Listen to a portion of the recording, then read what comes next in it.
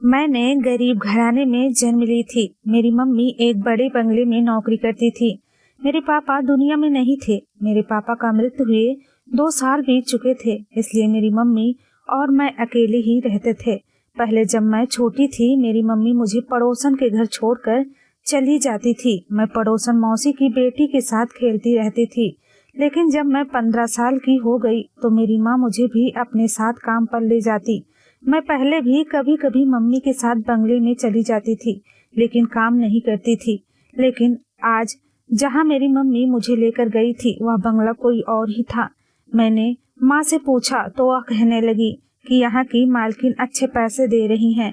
Mummy मुझे अंदर ले गई। मालकिन सामने आंगन में बैठी थी। मेरी माँ को देखकर उस औरत के चेहरे पर एक अजीब सी मुस्कुराहट आ गई। मेरी मम्मी ने उस औरत से मेरा पहचान करवाया। उस औरत ने अजीब नजरों से मुझे सर से पैर तक बड़े गौर से देखा। मुझे उसका ऐसा देखना अच्छा नहीं लगा था। मम्मी ने कहा कि आज के बाद से मेरी बेटी भी काम पर आया करेगी। वह कहने लगी, या तो तुमने बहुत ही अच्छा किया। फिर मेरी मम्मी ने मुझे झाड़ू पकड़ा दिया और कहने लगी, तुम पूरे बंगले का झाड़ू पोछा लगाओ, इसके बाद किचन साफ कर देना, फिर मैं तुम्हें दूसरा काम बताती हूँ। यह कहकर मम्मी ने अपनी मालकिन की तरफ देखा और मालकिन ने मुस्कुराकर मेरी माँ को कमरे में जाने का इशारा किया। मेरी माँ मालकिन के साथ ही कमरे में चली गई और मेरे कमरे का दरवाजा बंद हो गया। मैंने एक नज़र झाड़ू पर डाली और दूसरी इस बंगले पर। फिर गहरी सांस भरते हुए पूरे घर का झाड़ू लगाने लगी। मुझे काम काज की आदत भी नहीं थी, इसलिए मुझे झाड़ू पोछा करने में पूरे 2 घंटे लग गए थे और मैं यही काम करके पूरी तरह से थक गई थी। फिर मैं किचन में आई तो पूरा किचन गंदा था। बहुत ज्यादा बर्तन जमा था। देखकर मेरा रो देने को दिल चाह रहा था। मैं यह सब काम अकेली कैसे कर सकती। खैर, मैंने बर्तन धोए, किचन साफ किए, लेकिन साथ साथ मैं यह भी सोच रही थी कि मम्मी ने सारे काम तो मुझे बता दिए हैं, तो मम्मी कमरे में क्या कर रही हैं। मैं किचन का काम करने के बाद बिल्कुल बेहाल सी हो गई थी। जब मैं बाहर आई तो मालकिन का कमरा अभी भी बंद था। मुझे भूख भी बड़ी तेजी से लगी थी, इसलिए मैंने मालकिन के कमरे का दरवाजा खटखटाया। कुछ देर बाद मम्मी ने कमरे का दरवाजा खोला था। वह पूरी तरह पसीने से भीगी हुई थी। मुझसे कहने लगी कि तुम बाहर बैठो, मैं अभी आती हूँ। यह कहकर मेरी मम्मी ने दरवाजा बंद कर दिया और मेरी माँ के पास तो चादर भी ना था। लेकिन जब 5 मिनट बाद वह कमरे से निकली तो वैसे ही चादर उनके सर पर लिपटी हुई थी जैसे वह पहनकर कमरे में गई थी। बाहर आते ही उन्होंने तुरंत ही कमरा बंद कर दिया और मुझे अपने साथ लिए बंगले से बाहर निकल गई। मम्मी की आंखें सूजी हुई थी, जैसे कमरे से रोकर आई हों। मैं यह सोच ही रही थी कि मम्मी ने बंगले में कोई काम भी नहीं किया। वह तो पूरा दिन मालकिन के कमरे में रही थी। सारा काम तो मैंने ही किया था, लेकिन मेरी माँ को देखकर यही लग रहा था कि जैसे वह बहुत थकी हो। न जाने ऐसा क्या काम किया होगा। मेरी माँ घर जाकर सबसे पहले अपने कमरे में चली गई और दरवाजा भी बंद कर लिया। मुझे बड़ी जोर से भूख लग रही थी और खाने को भी कुछ नहीं था। आधे घंटे बाद मेरी माँ अपने कमरे से बाहर आई। मैंने उनसे कहा कि मुझे बहुत ज्यादा भूख लगी है। वह कहने लगी कि तुम जाकर पड़ोस से सब्जी ले आओ, मैं तुम्हारे लिए रोटी बना देती हूँ। मैं पड़ोसन से सब्जी ले आई और इतनी देर में मम्मी मेरे लिए रोटी बना चुकी थी। रात को मम्मी ने मुर्गी का सालन बनाया जो मुझे बहुत पसंद था और मैंने खूब अच्छे से खाया। मेरी माँ ने मेरे लिए सुबह के लिए भी सालन रख दिया। कहने लगी, कल आकर पकाना नहीं पड़ेगा, मैं काम पर जाने से पहले ही रोटियां बनाकर रख दूंगी।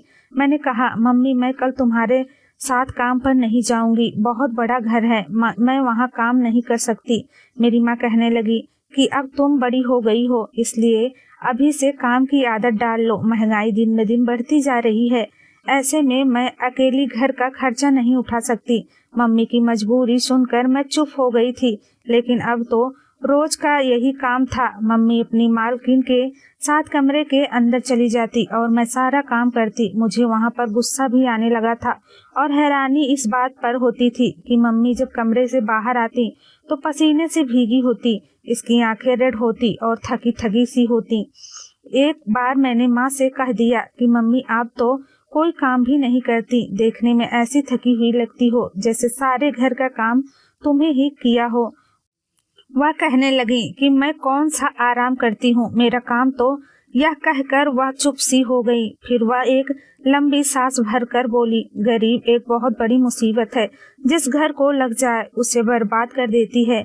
मैं यही सोचती कि पता नहीं मम्मी इतनी मुश्किल मुश्किल बातें कहाँ से सीखी हैं।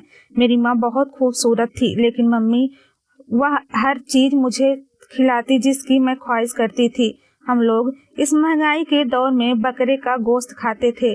जब मैं मम्मी से पूछती, माँ तुम्हें क्यों इतना महंगा गोश्त खरीद कर लाई हो, तो वह कहने लगी, तुम भी तो मेरे साथ इतनी मेहनत करके कमाने लगी हो, तुम्हें अच्छा खाने पीने की जरूरत है। मम्मी कभी भी खुद अच्छा खाना नहीं खाती थी, मुझे पेट भर कर भुना हुआ गोश्त खिलाती और खुद बचा हुआ खाना खाती। कभी कभी मैं सोचती थी, कैसी महंगाई है जो मेरी माँ के लिए तो है लेकिन मेरे लिए नहीं है। मेरी माँ भी खूबसूरत अब फीकी पड़ने लगी थी। एक दिन जो कुछ मेरी आंखों ने देखा, मुझे अपनी आंखों पर यकीन करना मुश्किल था। मेरी माँ अक्सर अपने कमरे की अलमारी लॉक रखती थी। मुझे भी मना करती थी कि मेरी अलमारी को हाथ मत लगाना, लेकिन आज वो बहुत जल्दी में थी। मैं बड़ी हो रही थी, इसलिए मम्मी मुझसे कहने लगी कि तुम अब चादर ओढ़ कर जाया करो। मैं मम्मी की अलमारी से अपने लिए चादर निकालने लगी तो वहाँ कपड़ों के नीचे से मैं एक ऐसी चीज देखी कि दिल मेरा धड़कना भूल गया। मेरी माँ मुझे बाहर पुकार रही थी। मैंने चादर ली और कमरे से बाहर आ गई। मम्मी आज फिर से उस मालकिन के कमरे में थी। मेरा आज काम करने का बिल्कुल भी दिल नहीं कर रहा था। मैंने सोचा कि आखिर यह मालकिन मेरी माँ को रोज कमरे में क्यों ले जाती है और 3-4 घंटे में मेरी माँ से क्या काम करवाती है। मैंने आज इस घर की सफाई दिल से नहीं की थी, थोड़े थोड़े सी सारे काम किए और मालकिन के दरवाजे के पास जाकर खड़ी हो गई और मैंने दाएं बाएं देखा कि शायद मुझे कोई खिड़की नजर आ जाए जिसमें मैं अंदर झांक सकूं कि मम्मी ऐसा भी क्या काम करती हैं कि इतनी थकी हुई होती हैं, लेकिन वहां कुछ ना था। फिर मेरी नजर दरवाजे की होल पर पड़ी। मैंने उस होल से झांका, लेकिन कमरे की बत्ती बंद थी, बस नाइट बल्ब जल रहा था। कमरे में हर जगह अंधेरा था, इसलिए मुझे ठीक से कुछ भी नजर नहीं आ रहा था। बस कमरे में सामने की खिड़की नजर आ रही थी, जिसके सामने पर्दा लगाकर रोशनी को आने से रोका गया था। मुझे बिल्कुल मायूसी सी हो रही थी। मैं कई बार मम्मी से पूछ चुकी थी कि मालकिन अपने कमरे में ले जाकर क्या काम करवाती हैं, लेकिन मेरी माँ हर बार बात को टाल देती थी। लेकिन अब मैंने ही ठान ली थी कि मैं हर हाल में यह बात जानकर ही रहूंगी। मैं अभी भी उसी होल से देख रही थी कि मुझे लगा जैसे कोई मेरे पीछे खड़ा है। अभी मैं इग्नोर कर रही हूँ कि मालकिन के घर में तो कोई नहीं है, फिर यह कौन हो सकता है। तभी किसी ने मेरे कंधे पर हाथ रखा।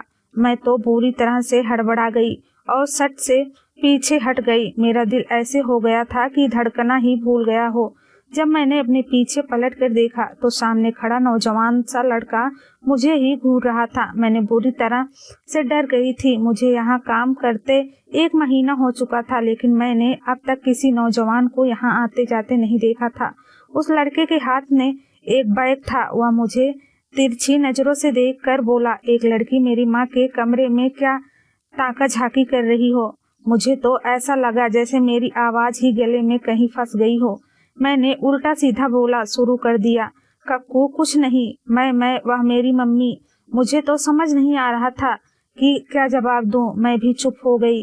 वह कहने लगा, चोर हो। मैं जल्दी से बोली, बिल्कुल नहीं। मेरे जवाब से मुझे एक नजर सर पे पैर तक देखा और फिर बोला, कौन हो तुम। मैंने कहा, मैं अपनी मम्मी की बेटी हूँ। मेरा दिमाग काम नहीं कर रहा था। मुझे नहीं पता था कि मैं जवाब क्या दे रही हूँ। वह मेरे जवाब पर मुस्कुराने लगा, कहने लगा, सब अपनी मम्मी की बेटियां और बेटे होते हैं। मैं भी अपनी मम्मी का ही बेटा हूँ, लेकिन तुम यह बताओ कि इसके अलावा क्या हो। मैंने कहा, मैं इस घर की नौकरानी की बेटी हूँ, यहाँ काम करती हूँ। न जाने क्यों मैं बदहवास थी। मेरी बात सुनकर उसने अपना बैग एक तरफ रखा और सामने बने सोफे पर बैठ गया और अपने पांव सामने रखी शीशे की टेबल पर रख दिया। फिर मुझे इशारे से अपने पास बुलाने लगा, कहने लगा, एक लड़की आओ, मेरे जूते उतारो। यह सुनकर मुझे हैरानी हुआ था। मैं एक नौकरानी की बेटी थी, लेकिन ऐसा काम कभी भी नहीं कर सकती थी। मैंने साफ साफ इनकार कर दिया, मैं ऐसा काम नहीं करती। मेरा बात सुनकर यह बोला, अच्छा, माँ के कमरों में ताका झाकी करती हो और काम नहीं करती। बात सुनो मेरी, अगर मैंने तुम्हारी हरकत अपनी मम्मी को बता दी तो वह तुम्हें अभी के अभी नौकरी से निकाल देंगी। यह सुनकर तो मेरे होश उड़ने लगे थे। मैंने कहा, आप ऐसा कुछ मत करना, मेरी मम्मी मुझे बहुत मारेंगी। मेरी बात सुनकर वह मुझसे कुछ नहीं बोला, बस अपने पैरों से पहने जूते की तरफ इशारा करने लगा। मैं बेबसी से इसके पास पहुंची थी। वो एक 17-18 साल का लड़का था। शक्ल भी उस मालकिन से ही मिलती थी, लेकिन था बहुत घमंडी किस्म का।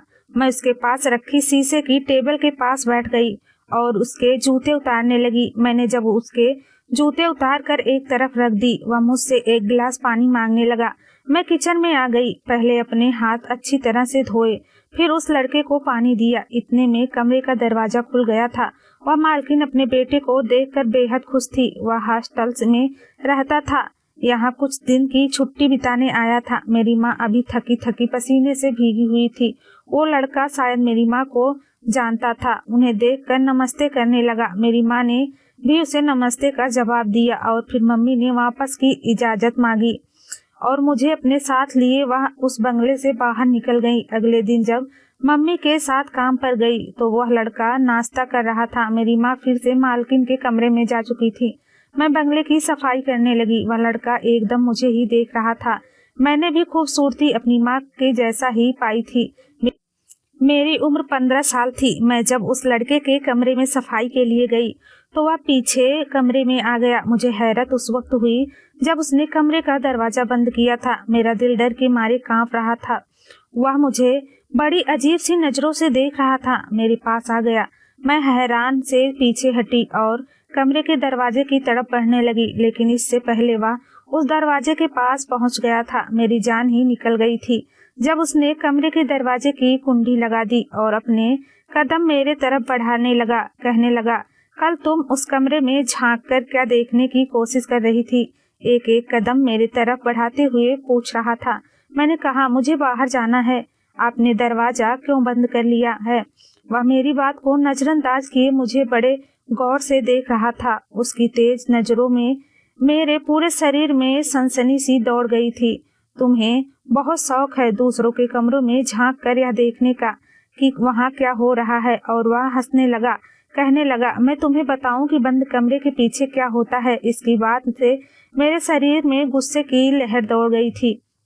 इससे पहले ही कि वह मेरे बाद आता, मैं मम्मी मम्मी चिल्लाना शुरू कर दिया, लेकिन वह मेरे मुंह पर हाथ रख दिया और कहने लगा, अगर शोर मचाई तो तुम्हारा गला दबा दूंगा। यह कहकर उसने मेरे मुंह से हाथ हटाया और कमरे का दरवाजा भी खोल दिया। मैं कमरे से बाहर निकल गई। उस लड़के ने अपने कमरे का दरवाजा तेजी से बंद कर लिया। मैं इस तरह परेशान थी कि रोने लगी थी। मैं सोच चुकी थी कि अब यहाँ काम करने नहीं आऊंगी।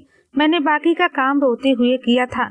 मम्मी जैसे ही मालकिन के कमरे से बाहर निकली, मुझे रोता देखकर परेशान हो गई। मुझसे रोने की वजह पूछने लगी। मैं उस वक्त मालकिन के सामने कुछ नहीं बोली। मैंने कहा, मेरे सर में बहुत तेज दर्द हो रहा है। पूरे रास्ते में रोती रही। मेरी मम्मी मुझे घर की बजाय डॉक्टर के क्लिनिक ले जाने लगी, लेकिन मैंने मना कर दिया। घर जाकर मैं मम्मी के साथ लगकर फूट फूट कर रोने लगी और उस लड़के की बात भी बता दी। मेरी माँ बहुत ज्यादा परेशान हो गई थी। मैंने कहा, मम्मी मुझे उस बंगले में काम करने नहीं जाना है। मेरी माँ ने मुझे चुप करवाया और कहा, कल से वह अकेले ही जाया करेंगी। अगले दिन मैं घर पर रही थी, लेकिन उस दिन जब मम्मी घर पर आई थी, उसका चेहरा रेड हो गया था। वह बहुत ज्यादा थकी थी। आते ही बिछी चारपाई पर लेट गई। जब मैंने मम्मी को छू कर देखा तो वह बुखार से तड़प रही थी। मैंने जल्दी से मम्मी को पानी पिलाया, खाना खिलाया, घर पर रखी बुखार की दवा भी दी। रात भर मैं मम्मी का सर दबाती रही। उसे अभी भी तेज बुखार था। वह नींद में भी हाय हाय कर रही थी। मेरे पास रिश्ते के नाम पर सिर्फ एक मम्मी ही तो थी। अगर उसे भी कुछ हो जाता तो मैं कैसे जी सकती? सुबह तक मम्मी का बुखार तो काफी कम हो गया था, लेकिन थकावट बहुत ज्यादा थी। इसके बावजूद वह मालकिन के घर जाने को तैयार थी। मैंने माँ से कहा कि अब वह आज छुट्टी कर ले, लेकिन वह कहने लगी कि छुट्टी नहीं कर सकती वरना नौकरी छूट जाएगी। मैंने कहा, तो ठीक है, आज मैं अकेली काम पर चली जाती हूँ। मेरी बात सुनकर मम्मी की रंगत उड़ गई थी। कहने लगी, नहीं, मैं तुम्हें अकेले कभी नहीं भेज सकती। इस बार मम्मी के साथ मैं भी उस बंगले में चली गई, लेकिन मेरी माँ की तबीयत ठीक नहीं थी। वहाँ पहुंचकर वह बिल्कुल बेहाल सी हो चुकी थी। मैंने उनसे कहा कि वह एक जगह बैठ जाएं, मैं सारे काम खुद कर लूंगी। वह जमीन के एक कोने में बैठ गई। उस मालकिन का बेटा आज मुझे कहीं भी नजर नहीं आया था, शायद वापस हॉस्टल चला गया था। मैंने पूरे घर की सफाई की। मम्मी एक कोने में बेहाल सी बैठी थी। जब सारे काम खत्म हो गए तो वह मालकिन कहने लगी कि तुम्हारी माँ तो बहुत बीमार है, इसके हिस्से का काम कौन करेगा। यह सुनकर मुझे उस मालकिन पर गुस्सा आने लगा, अफसोस भी होने लगा। मैंने कहा, मेरी माँ बीमार है। वह कहने लगी, मैं कुछ नहीं जानती, मुझे अपना काम पूरा करवाना है। तुम्हारी माँ से नहीं होता तो तुम करो। मैंने हामी भर ली। राज तो मुझे भी जानना था कि वह मालकिन घंटों मेरी माँ से क्या काम करवाती हैं, जो मेरी माँ की अलमारी में हजारों के कई नोट पड़े रहते हैं। लेकिन जैसे ही मैं मालकिन के कमरे में जाने लगी, मेरी माँ मुझ पर चिल्लाने लगी, कहने लगी कि तुम अंदर नहीं जाओगी। शायद मेरी माँ पास में ही थी, इसलिए मेरे लिए और मालकिन के बीच भी बातें सुन ली थी, इसलिए इतने तेज बुखार में भी बोल पड़ी। बहुत मुश्किल से वह उठी और मुझे लेकर बाहर आ गई। शाम को मैं अपनी मम्मी को डॉक्टर के पास लेकर गई। अगले दिन मेरी मम्मी गहरी नींद में सो गई थी। मैं चुपके से घर से बाहर निकल गई। अब तो मैं सोच में पड़ गई थी कि मुझे भी मालूम हो जाए कि बंद दरवाजे के बीच का क्या राज है। मैं इस बार अकेली बंगले में चली गई थी। वह मालकिन मुझे अकेला देखकर मेरी माँ के बारे में पूछने लगी। मैंने कहा, उनकी तबीयत ठीक नहीं है। पहले तो उस मालकिन ने मुझसे सारे घर का काम करवाया और फिर उसके बाद कहने लगी कि मैं वह काम करूं जो मेरी माँ करती थी। वह मुझे उससे डबल पैसे देंगी जितना मेरी माँ को देती थी। मैं उसकी बात मान गई। उस वक्त मुझे पैसा नहीं चाहिए था, बस यह जानने से दिलचस्पी थी कि वह मेरी माँ से क्या काम करवाती है कि जब कमरे से बाहर आती हैं तो थकी थकी होती हैं। जब उस मालकिन के कमरे में गई, पूरी कमरे में अंधेरा छाया हुआ था। उस मालकिन ने एक नाइट बल्ब ऑन किया और खुद वॉशरूम में चली गई। मैं धड़कते दिल के साथ उस कमरे के बेड पर बैठ गई। कुछ देर बाद जब वह मालकिन वॉशरूम से बाहर आई तो उसने रात का कपड़ा पहना रखा था। मुझे देखकर हैरत हुई। जब उस मालकिन ने कमरे की कुंडी लगाई तो मेरे होश ही उड़ गए थे। मैं समझ नहीं पा रही थी कि वह मुझसे क्या काम करवाना चाहती हैं। मैं खड़ी हो गई, लेकिन इतनी देर में वो मेरे पास पहुंच गई थी। फिर उसने मेरे हाथ में जैतून के तेल की शीशी पकड़ा दी। कहने लगी कि मैं इसका मसाज करूं और बिना रुके मुझे उसका मसाज करना था।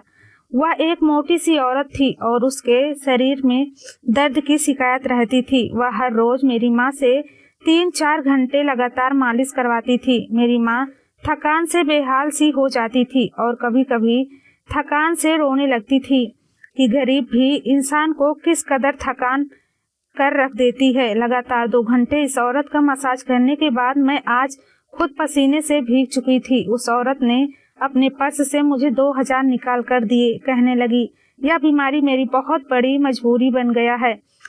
इस जैतून ने कुछ खास जड़ी बूटियां हैं, इसकी मालिश के बाद ही मैं कुछ चल फिर पाती हूँ, वरना एक कदम भी उठाने पर मेरी चीखें निकल जाती हैं। फिर कहने लगी, मुझे तुम्हारी माँ ने बताया था कि मेरे बेटे ने तुम्हारे साथ बदतमीजी की थी। मैंने उसे एक बात पर बहुत डांटा था और तुमसे भी माफी मांगती हूँ। आगे वह तुम्हें कुछ नहीं कहेगा। मैंने उसे कोई जवाब नहीं दिया और कमरे का दरवाजा खोलकर बाहर निकल गई। मुझे मेरी माँ के बारे में हर सवाल का जवाब मिल चुका था। मैं जितना भी अपनी माँ का इज्जत करती उतना ही कम था। मेरे लिए वह एक महान औरत थी। न जाने मैंने क्यों उनकी शराफत को शकहीन नजर में देखा था। हर बंद दरवाजे के पीछे सिर्फ पाप नहीं होते, यह बात अब मुझे अच्छी तरह से समझ में आ गई थी। धन्यवाद दोस्तों।